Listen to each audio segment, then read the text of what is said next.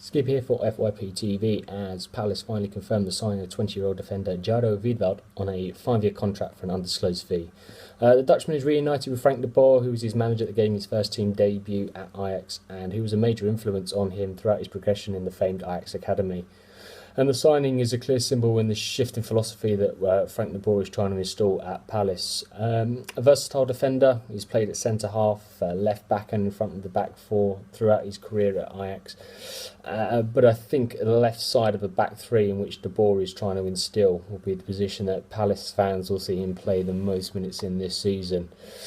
Well renowned for his passing, led the Dutch league last season in pass completion with over 92% of those passes being completed, and that's predominantly playing out the back, and that's a clear signal on kind of the approach that de Boer is going to want from his centre halves, and we saw that in the recent tour of Hong Kong, especially in the West Brom game. Damien Delaney, who's renowned for his diagonal crosses, was actually keeping the ball on the floor, and throughout the game Palace had the majority of the possession, and that's something that we've not been used to over the past few seasons. The test for the young defender will be how quickly he adapts to the Premier League. Recent signings from the Dutch leagues have struggled to make the desired impacts that they'd hoped. Memphis Depay, for example, at Man United didn't hit the ground running as he was expected.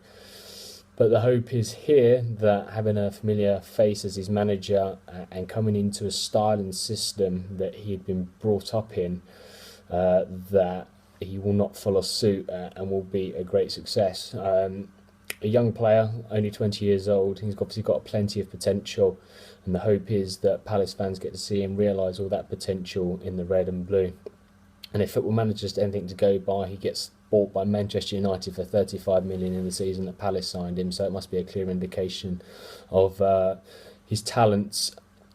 The signing also marks the first one under de Boer, or the first permanent one, but I don't believe it will be the last. Further reinforcements are hopefully on their way.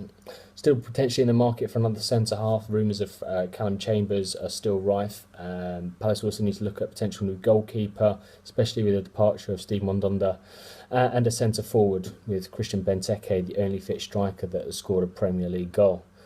We could also see a few departures. Rumours are that James McArthur and Scott Dan have been linked to pastures new, and it promises to be a busy build-up to the start of the new season. And as forever, follow FYP on Facebook, Twitter, Instagram and Snapchat for all the latest updates. Up the Palace.